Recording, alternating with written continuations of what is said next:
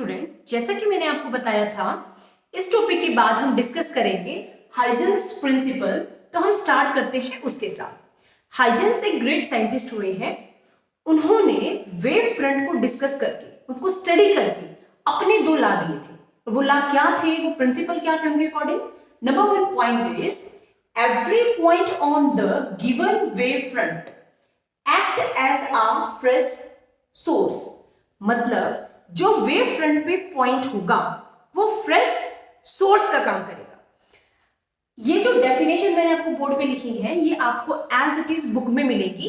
तो मैं चाहती हूं कि इनको मैं ऐसे रीड ना करके मैं आपको यहाँ पे डायग्राम के थ्रू इसको क्लियर करवाऊं, तो मे भी आपको ये और अच्छे से क्लियर हो। सो लेट अस स्टार्ट। सपोज हम सबसे पहले लेते हैं एग्जांपल एक पॉइंट सोर्स का, कि हमारे पास जो सोर्स है वो है एस। तो इसकी वजह से मैंने आपको वेव फ्रंट कैसा बताया था, हमारा वेव फ्रंट होगा ऐसे। मैंने पूरी शेप ना बना के मैंने उसका कुछ आर्क लिया है आपको समझाने के लिए। तो इस पॉइंट की वजह से हमारे पास जो सोर्स होगा, जो वेव फ्रंट होगा वो हमारा होगा स्फेरिकल सिमेट्रिक। तो मैंने उसकी एक आर्क ली है। अब इसके ऊपर जितने भी पॉइंट्स होंगे, क्योंकि मैंने आपकी वेव फ्रंट की जो डेफिनेशन बताई थी उसमें मैंने आपको 2-3 वर्ड्स बताए थे प्यारे बच्चों, जैसे कि आपका लोकस, क्योंकि इसे बोला था कॉन्टिन्यूअस लोकस। तो मैं अब आपको यहाँ पे डिफाइन करती हूँ। ये जो आपके पॉइंट्स हैं, इन पॉइंट्स को बोलते हैं वेवलेट, ठीक है। और कॉन्टिन्यूअस लोकस, इसकी वजह से जो पॉइंट लोकेट हुए हैं वो आपके क्या है, कॉन्टिन्यूअस लोकस, राइट। अब जो ये है आपके, सपोज ये अपने आप में एक क्या है, एक वेव फ्रंट है जिसको मैं इस शेप का इंडिकेट कर रही हूँ, राइट। एक एक जो लोकस है उसको एक एक पॉइंट माने। तो टेंजेंशियली अगर आप इन पॉइंट्स को, इनके आउटर सरफेस को अगर आप टच करके एक लाइन ड्रॉ करते हैं, क्योंकि ये सिमेट्रिकल है तो अगली लाइन में कैसी होगी, स्फेरिकल सिमेट्रिकल। उससे जो पहले वाला लोकस है उसको मैंने क्या किया है, क्योंकि वो पीछे का है, उसको मैंने डॉटेड से डिफाइन किया है। तो यहां पे मैं आपको दो बातें बताना चाहती हूँ। नंबर 1 पॉइंट, जो ये पॉइंट होते हैं इनको बोलते हैं वेवलेट। इनके थ्रू जो सरफेस है उसको जब आप टेंजेंशियली इनको क्या करते हैं, टच करके उसको ड्रॉ करते हैं, तो वो आपका बनेगा नेक्स्ट वेव फ्रंट। कहने का मतलब ये वाला आपके पास प्राइमरी था, तो नेक्स्ट वाला आपका क्या बनेगा, सेकेंडरी बनेगा। आप इसको कैसे सीख सकते हैं, जैसे मैंने आपको एग्जांपल लिया था स्टोन का, कि आपने पानी के अंदर स्टोन को पुट किया, आपने डाला, तो उसको डालने की वजह से साइड में आपकी लेयर्स बनती हैं। जो फर्स्ट लेयर है वो आपकी सपोज प्राइमरी है, उसकी वजह से नेक्स्ट लेयर बनी ना, तो नेक्स्ट होगी सेकेंडरी। लेकिन डियर स्टूडेंट, जो नेक्स्ट जो सेकेंडरी है उसके लिए सोर्स का काम कौन कर रहा है, प्राइमरी वाली। जैसे आप थोड़ा और एग्जांपल लें, आपके पास सपोज 3 लेयर है, ठीक है, राइट। 3 लेयर है आपके पास। तो जैसे आपके पास जो फर्स्ट लेयर है उसने बनाई सेकेंड लेयर, सेकेंड लेयर ने बनाई थर्ड लेयर। अब थर्ड लेयर के लिए जो सोर्स है वो सेकेंड लेयर है, क्योंकि सेकेंड की वजह से थर्ड बनी है, ठीक है। मेन सोर्स तो है जिसकी वजह से सारी बन रही हैगी, लेकिन थर्ड को तो कौन लगेगा कि उसको किसने जनरेट किया, सेकेंड ने किया। तो उसके लिए जो से पहले वाली लेयर है वो सोर्स का काम करेगी। ऐसे ही जो सेकेंड वाली है उसके लिए सोर्स का काम करेगी पहले वाली। तो आपके बुक में जब भी डिस्कशन मिलेगा, आपको किसी भी बुक से आप रीड कर लेना बेटा, तो आपको यही लाइंस मिलेगी। मैं आपको 1 मिनट लगा के इन लाइंस का आपको मीनिंग समझाती हूँ। जैसे अभी आपको थोड़ा क्लियर होगा कि मैं आपको डायग्राम के थ्रू बताना क्या चाह रही थी।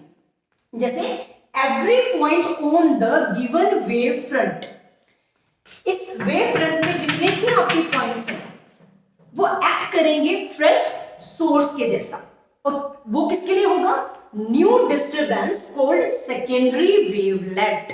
प्राइमरी ने सोर्स का काम करके सेकेंडरी वेवलेट को जनरेट किया, विच ट्रेवल इन ऑल डायरेक्शन, जो आपकी हर एक डायरेक्शन में क्या करेंगे, आपके मूव करेंगे।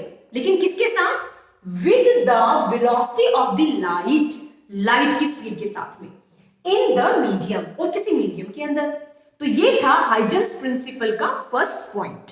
सेकेंड पॉइंट क्या था, द सरफेस या a surface touching these secondary wavelet tangentially. ये जैसे मैंने आपको बताई कि ये सरफेस है जो आपकी, मैं इसको वैसे ड्रॉ करूं, ये जो सरफेस है जो इनको टच करेंगे tangentially in the forward direction.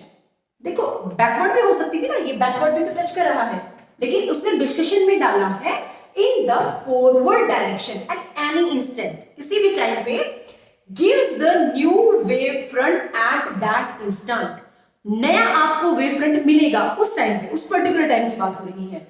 This is called the secondary wave front, और ये आपका क्या होगा, सेकेंडरी वेव फ्रंट होगा। तो आई होप आपको ये क्लियर है। अगर आप चाहते हैं कि मैम एक प्लेन का और अगर हम डिस्कशन करें, जैसे इसका सोर्स था पॉइंट, तो उसकी वजह से बनी सिमेट्री आपकी स्फेरिकल। मैं आपको एक डायग्राम और दिखा सकती हूँ। सपोज आपके पास क्या है, प्लेन वेव फ्रंट है, ओके, प्लेन वेव फ्रंट आपके पास है, तो उसकी वजह से सपोज ये आपका प्लेन वेव फ्रंट है, तो इसकी वजह से जो लोकस होंगे आपके, ये आपके हो गए वेवलेट्स, ओके, वेवलेट होंगे। तो आपके जो सोर्स है हर एक पॉइंट वो इसी टाइप से एक्ट होगा। तो इसकी जो सरफेस को जब हम टच करेंगे फॉरवर्ड में, देखो ये जो डॉटेड है ये आपका बैकवर्ड डायरेक्शन है, लेकिन जो फॉरवर्ड में नया वाला, मतलब ये प्राइमरी है तो ये क्या है, सेकेंडरी है। तो नए वाला जो वेवलेट है वो एक नया डिस्टर्बेंस क्रिएट होगा। तो हाइजेंस ने अपने प्रिंसिपल में ये 2 पॉइंट रखे थे जो हमने अभी डिस्कस किए हैं। इसके नेक्स्ट पार्ट में अब हम जो आपको बताने वाले हैं इस वीडियो में वो है हाइजेंस प्रिंसिपल केवल सिर्फ आपका वेवलेट तक ही नहीं है। हाइजेंस प्रिंसिपल हम क्यों पढ़ रहे हैं, क्या रीजन है इसका। जैसे कि मैंने आपको बताया प्यारे बच्चों, जो अपनी लाइट होती है उसका दोहरा नेचर होता है, ड्यूअल नेचर। आपकी लाइट वेव की फॉर्म में भी चलती है, आपकी लाइट एक पार्टिकल फॉर्म, एक स्ट्रेट लाइन में भी चलती है। फिजिक्स में कुछ ऐसे लॉ हैं जैसे कि आपका रिफ्लेक्शन, रिफ्रैक्शन, जो ये प्रूव करते हैं कि लाइट चलती है स्ट्रेट लाइन में, ठीक है। लेकिन फिजिक्स में दूसरी साइड, जैसे आपका इंटरफेरेंस है, डिफ्रैक्शन है, वो ये बात प्रूव करते हैं कि लाइट आपकी चलती है वेव नेचर में। तो ये तो कंफ्यूजन हो गया। कई बोल रहे हैं पार्टिकल नेचर है, एक स्ट्रेट लाइन में चलती है, कई बोलते हैं वेव की फॉर्म में चलती, ट्रैवल करके, किसकी माने। तो बाद में जब साइंटिस्ट ने दोनों बात को प्रूव करके दिखाया तो क्या माना गया कि लाइट का ड्यूअल नेचर होता है, दोहरा गुण होता है उसके पास। फिजिक्स में जो अपना नेक्स्ट चैप्टर बोलो या नेक्स्ट यूनिट बोलेंगे तो ज्यादा अच्छा रहेगा, जो 7th यूनिट है आपकी, वो कंप्लीट इसी से रिलेटेड है, ड्यूअल नेचर ऑफ जो आपकी लाइट है उससे रिलेटेड है। तो आप और अच्छे से इसको सीख पाएंगे। अभी फिलहाल के पार्ट में मैं आपको सिर्फ इतना बताना चाहती हूँ कि जो हाइजेंस प्रिंसिपल है वो वेव थ्योरी को क्या करता है, सपोर्ट करता है, और वो वेव थ्योरी के अकॉर्डिंग, क्योंकि हाइजेंस प्रिंसिपल है वो वेव को मानता है, वो अपने प्रिंसिपल के अकॉर्डिंग रिफ्लेक्शन और रिफ्रैक्शन के फिनोमिना को मानता है, प्रूफ करके दिखाता है। तो अब अगले पार्ट में हम उसको डिस्कस करेंगे अभी अपना, ठीक है। तो late us start. Hello student, जैसा कि मैंने आपको बताया कि हम हाइजेंस प्रिंसिपल के बाद में हाइजेंस प्रिंसिपल रिफ्लेक्शन और रिफ्रैक्शन में कैसे हेल्प करता है उसको डिस्कस करेंगे। कई बार बोर्ड एग्जाम में ये जो टॉपिक अभी मैं करवाने जा रही हूं ये आपका 3 मार्क्स में भी आया है, तो इसको आप ऐसे सिंपल सा टॉपिक ना समझें, ये कई बार आपको बोर्ड एग्जाम में देखने को मिला है। आप प्रीवियस ईयर के जब क्वेश्चन पेपर देखेंगे तो आपको मिलेगा ये देखने को। तो प्लीज आप इस चीज को थोड़ा सा सीरियस ले कि सिंपल सा टॉपिक नहीं है। तो जैसे कि मैंने आपको बोर्ड पे लिखा रिफ्लेक्शन हाइजेंस प्रिंसिपल है, वेव नेचर को मानता है, तो कैसे आपका ये रिफ्रैक्शन को प्रूव करेगा। तो जैसे कि मैथ्स करता है हम वैसे ही फिजिक्स में करने वाले हैं। मैथ्स के अंदर प्रूव करते हैं हम चीजों को। रिफ्लेक्शन के लॉ होते हैं बेटा, जैसे कि आपने 10th क्लास में भी पढ़ा होगा, laws of reflection and laws of refraction. तो लॉज ऑफ रिफ्लेक्शन अगर मैं आपको बताऊं तो 2 मेन होते हैं। नंबर 1 क्या, एंगल जो आपका आई होता है वो एंगल आर के इक्वल होता है, मींस इंसिडेंट एंगल और रिफ्लेक्टिव जो आपका एंगल होता है वो इक्वल होते हैं। ये फर्स्ट लॉ है। सेकेंड लॉ के अंदर ये माना जाता है कि जो आपके पास इंसिडेंट रे है, आपका जो नॉर्मल है, या जो आपके पास जो रिफ्लेक्टेड रे है, वो तीनों के तीनों एक प्लेन में होने चाहिए। तो ये 2 लॉ हैं जो रिफ्लेक्शन को ओबे करते हैं। तो अब हम अपने डायग्राम के थ्रू, अपने इस टॉपिक के थ्रू ये दोनों बातों को प्रूव करने जा रहे हैं। सो लेट अस स्टार्ट।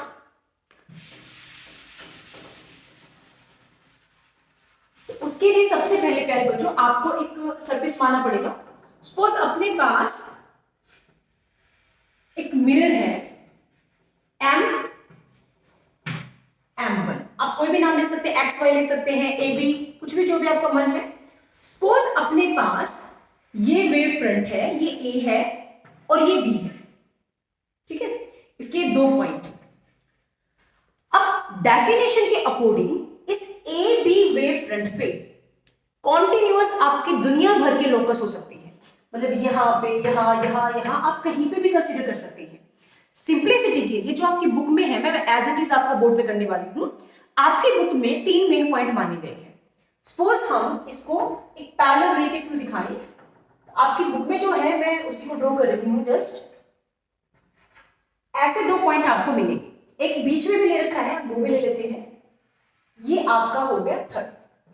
तो डियर स्टूडेंट, मेरा कहने का मतलब है ए और बी के बीच में, मतलब इस वेव फ्रंट के जो प्लेन वेव फ्रंट है, इसके बीच में हम कितने भी पॉइंट ले सकते हैं। सिंप्लिसिटी के लिए हमने ये पॉइंट माने हैं, ठीक है। अब अगर आप यहाँ पे नॉर्मल ड्रॉ करें, तो यहाँ पे आपकी बुक में आपको एक एंगल आई देखने को मिलेगा कि ये इंसिडेंट रे, एक सिंगल को अगर कंसीडर करें, ये नॉर्मल आपका एन लिख सकते हो आप, तो ये जो एंगल है आपका, ये एंगल ऑफ इंसिडेंस है।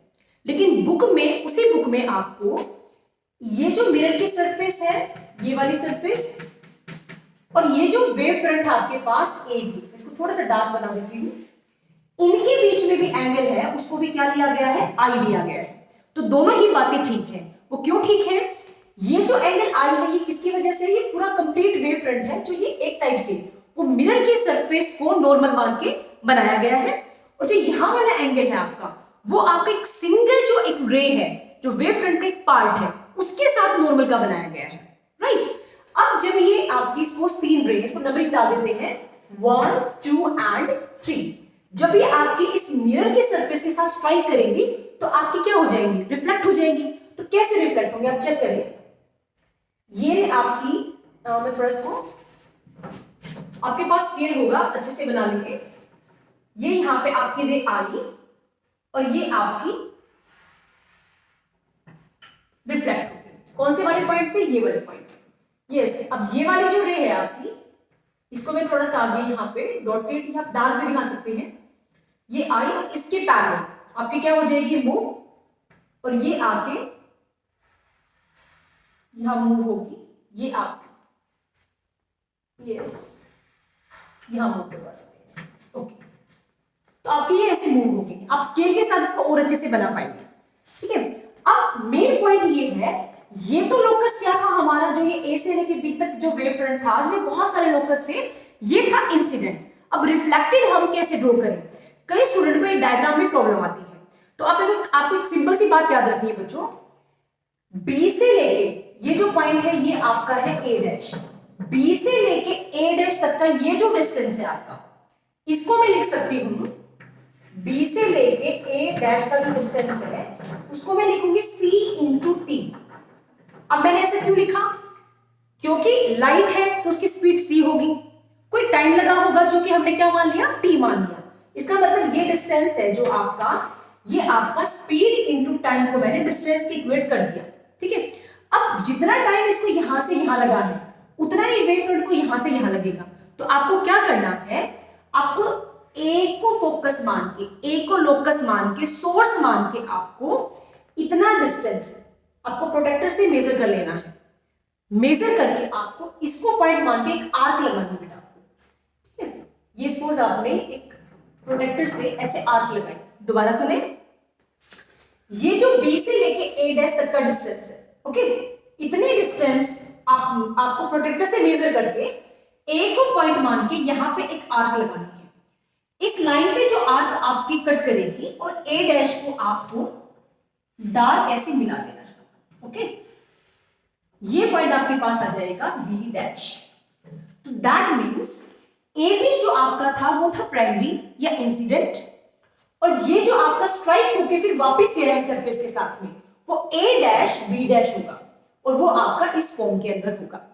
तो ये आपका डायग्राम आपको बुक में देखने को मिलता है।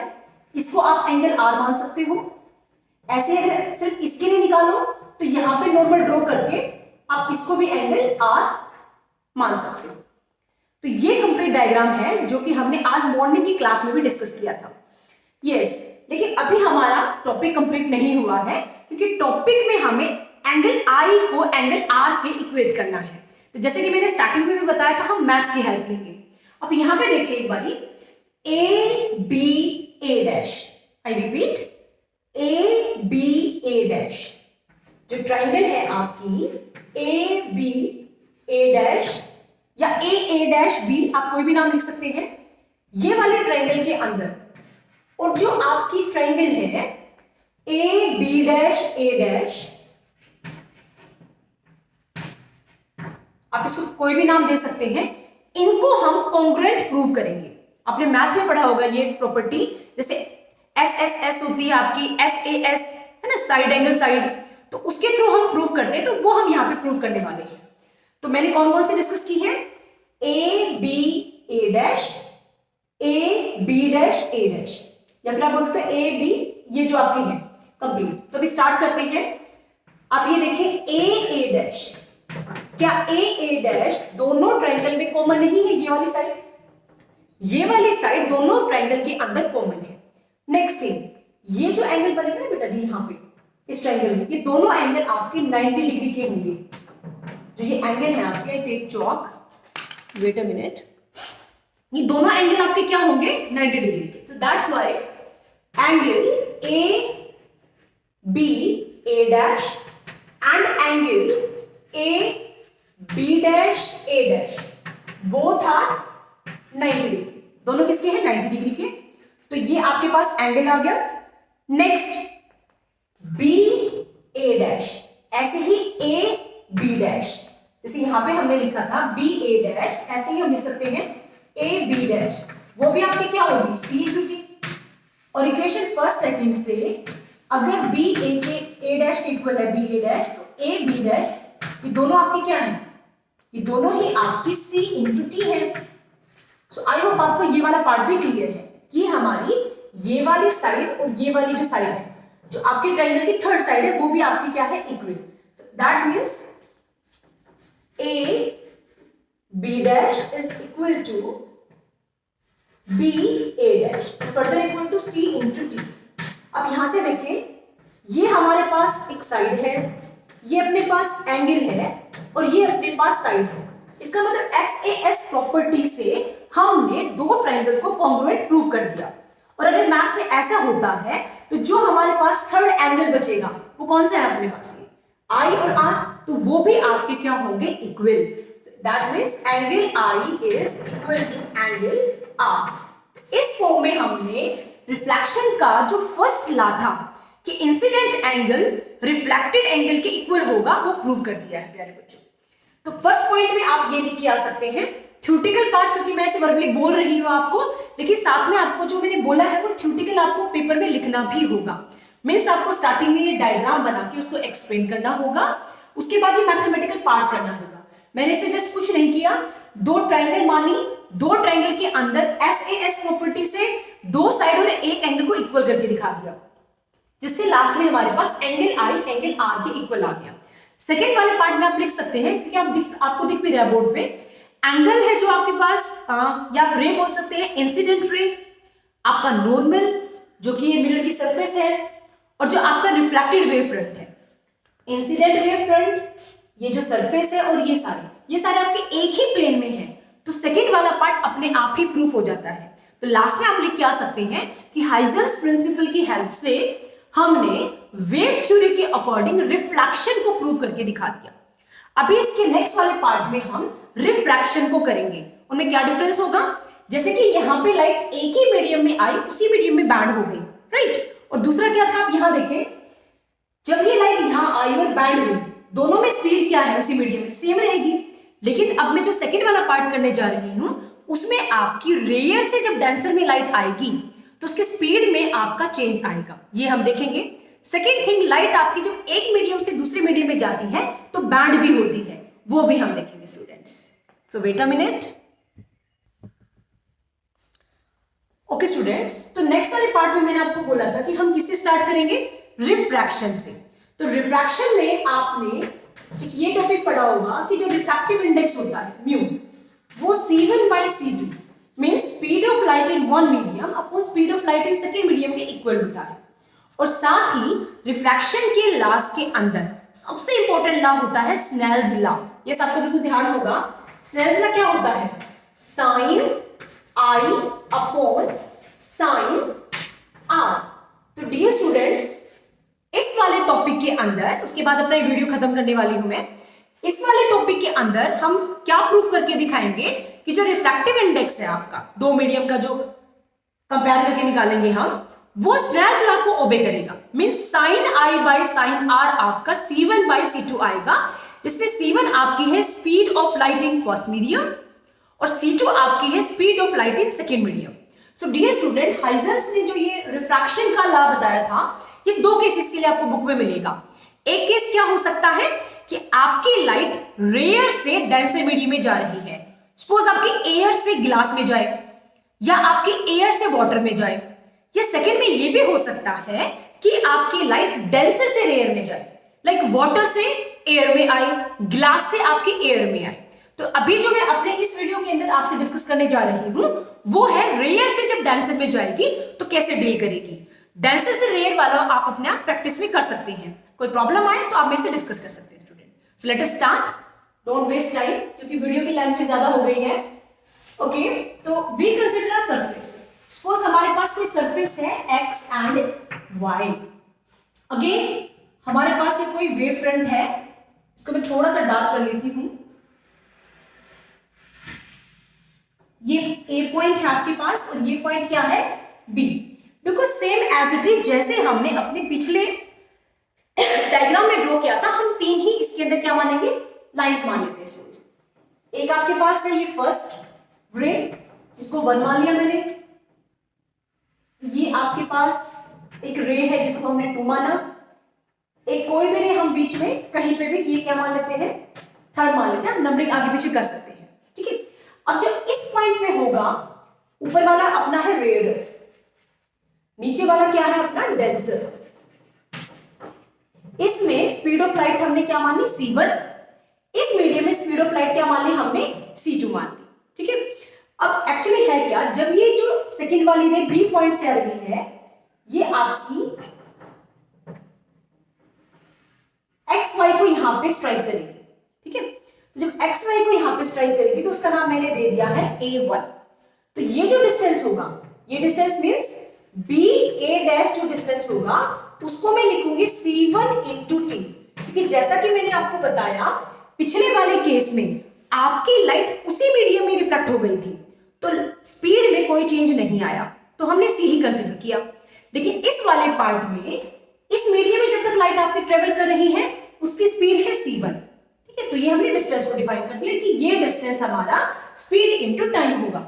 लेकिन जब इस पॉइंट पे जो आपका पार्टिकल है वो तो एकदम से किसमें एंटर करेगा? सेकेंड मीडियम में, डेंसर में। तो वो जो भी पाथ आपका कवर करेगा, वो जो स्पीड होगी वो उसकी C2 होगी, मतलब C1 से डिफर होगी। अब सेकेंड थिंग, जब आपका ये सेकेंड मीडियम में जाएगा, इसको मैं यहां ड्रॉ कर लेती हूं, वेट अ मिनट।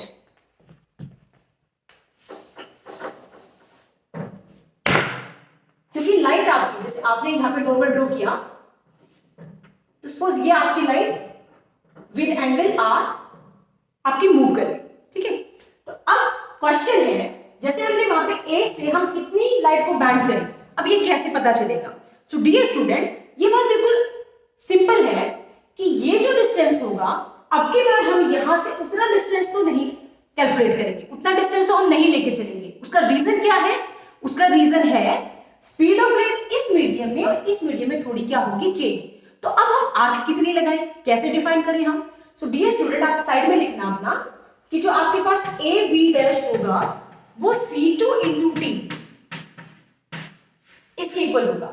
मतलब इतना डिस्टेंस कि आप एक आर्क A पॉइंट को फोकस मान के यहां पे लगाएंगे, लाइक दिस, ठीक है। उसके बाद जैसे आपका जो पॉइंट है, अगर आप उसको मिलाएं, आप उसको यहां पे स्केल के साथ में मिला सकते हैं। ये आपकी सपोज आर्क है, इसका पॉइंट का नाम है B डैश। इसका मतलब A B आपका था प्राइमरी, या जिसको बोलेंगे आपका इंसिडेंट वेव फ्रंट, और रिएक्शन के बाद एक मीडियम से दूसरे मीडियम के जाने के बाद जो आया वो आपके पास है ए डैश बी डैश। अब एंगल डिफाइन करें तो ये प्राइमरी था तो ये वाला एंगल हो गया आई, ये सेकेंडरी था तो एंगल आपके पास हो गया आर। ये जो एंगल आपका होगा इसके साथ में ये आपके पास है सपोज 90 डिग्री, ऐसे ये एंगल आपका कितना बनेगा 90 डिग्री। तो आई होप आपको यहां तक का ये चीज क्लियर है। लेकिन अब भी टॉपिक अपना फिनिश नहीं हुआ है क्योंकि टॉपिक में हमने स्नेल्स लॉ जो आपका था, स्नेल्स जो लॉ था आपका वो डिस्कस करना है। वो क्या था, रिफ्रैक्टिव इंडेक्स को sine I by sine R के इक्वेट हमें करना है। उसके बाद इसका सेकंड पॉइंट कंसिडर करेंगे। तो उसको करने के लिए हमें ट्रायंगल लेनी पड़ेगी। जैसे स्टार्ट करते हैं, पहले मैं लेती हूं ऊपर वाली ट्रायंगल, ठीक है। ट्रायंगल कौन सी, A B A dash, A B A dash triangle के अंदर यहां पे एंगल कौन सा है आई, तो आप इस ट्रायंगल से साइन आई निकालो। यस, सिंपल सा एक रूल होता है आपके पास मैथ्स का, पंडित बद्री प्रसाद हर हर बोले, है ना, सोना चांदी तोले, ऐसे आप बोलते हैं। तो इसमें ये जो है आपके पास परपेंडिकुलर बाय हाइपोटेन्यूज, ये आपको देता है एंगल साइन, राइट। तो अभी यहाँ पे देखिए कई बच्चों को कंफ्यूजन होता है कि परपेंडिकुलर क्या है मैडम, कि देखो ये भी एंगल है ये भी एंगल है। आपको फोकस करना होता है उस एंगल पे जो आप निकाल रहे हैं, आपको आई निकालना है ना। तो एंगल के सामने वाली साइड आपकी परपेंडिकुलर होती है ऑलवेज। तो ये आई है तो इस वाले एंगल के लिए परपेंडिकुलर कौन है आपका, ये वाली साइड, ठीक है। हाइपोटेन्यूज कौन सी है, ये वाली साइड, क्योंकि ये तो बेस है, इस पे एंगल बना हुआ है आपका। दैट मीन साइन आई आपके पास हो जाएगा ए डैश बी, या बी ए डैश भी बोल सकते हैं आप, अपॉन में ए डैश, राइट। अब आप यहां से देखें बी ए डैश या ए डैश बी कुछ भी बोले, उसकी वैल्यू कितनी है इक्वेशन फर्स्ट के according, C1 into T. So next step में C1 into T upon A dash, ये वैल्यू पुट करके आप इसको इक्वेशन नंबर कितना बना सकते हैं 3। आई थिंक आपको दिख रहा है, विजिबल है आपके बोर्ड पे कि साइन आई आपके पास ए dash B upon A dash था। हमने उसकी वैल्यू कंसीडर की थी C1 इंटू टी बाई में ए डैश, ये हमने माना। अब डियर स्टूडेंट्स, नीचे वाले triangle A B dash A dash, मतलब in triangle A dash B dash, यहां से आप क्या निकाल दें साइन आर, क्योंकि अंडरस्टूड सी बात है। यहां पे एंगल कौन सा है आपका आर, ये आर है तो उसके सामने वाली साइड, ये वाली साइड क्या होगी परपेंडिकुलर। सो इसका मीनिंग है इस नीचे वाले ट्रायंगल के लिए, इस ट्रायंगल के लिए जो परपेंडिकुलर होगा वो होगा ए बी डैश, हाइपोटेन्यूज क्या रहेगा सेम, ए बी डैश की वैल्यू क्या होगी C2 into T upon A dash. This is equation number 4। Okay, अब हमें क्योंकि Snell's law sine I upon sine R होता है, तो हम क्या करेंगे, सिंपली जो अपनी इक्वेशन नंबर 3 है और इक्वेशन नंबर 4 है उनको आपस में क्या कर देंगे, डिवाइड करेंगे। Yes, wait a minute, I rub the board. यहां देखें साइन आई अपॉन में जब आप साइन आर करेंगे तो आपके पास क्या आएगा C1 into T upon A dash into में A dash upon C2 into T. A dash से ये कैंसिल होएगा, टी से टी कैंसिल हो गया, आपके पास answer C1 by C2। Yes, I think आपको नीचे विजिबल है, आई थिंक यस आपको विजिबल है ये। और ये हमारा फर्दर किसके इक्वल होता है, रिफ्रैक्टिव इंडेक्स के। तो इसके अकॉर्डिंग है कि हमने sine I by sine R को C1 अपॉन C2 और further equal to mu prove कर दिया। तो कहने का मतलब हमने रिफ्रैक्शन का जो फर्स्ट लॉ था स्नेल्स लॉ वो प्रूव कर लिया। और सेकेंड जो लॉ है वो होता है कि इंसिडेंट वेव फ्रंट, आपका जो नॉर्मल जो भी जिससे आप ड्रॉ कर रहे हैं, और जो रिफ्रैक्टेड आपकी जो रे है वो तीनों एक ही फेज में होने, मतलब एक ही प्लेन में होने चाहिए, जो कि हमारे पॉसिबल है। सो इसका मतलब हाइजेंस प्रिंसिपल के अकॉर्डिंग, वेव थ्योरी के अकॉर्डिंग हमने रिफ्रैक्शन वाले लॉ को भी प्रूव कर दिया। सो इसका अकॉर्डिंग जो ये हाइजेंस प्रिंसिपल है ये बहुत ज्यादा इंपॉर्टेंट है। ये जो दोनों टॉपिक है बेटा, ये प्रीवियस एग्जाम में मैं आपको बार बार बोल रही हूँ 3 मार्क्स में आए हुए हैं। तो प्लीज और प्लीज क्लास के बाद, मुझे आई होप आपको कि ये क्लियर है, क्लास के बाद आप इसको एक बार रफ कॉपी पे निकाल के दोबारा जरूर देखना। फिर भी अगर किसी स्टूडेंट को कोई डाउट है, उनको ये समझ में नहीं आया है, तो प्लीज आप मेरे पर्सनल नंबर पे शेयर कर सकते हैं। मैं इसको कुछ और बेटर वे में आपको सिखाने की कोशिश करूंगी। So thank you very much, thanks a lot students, bye everyone.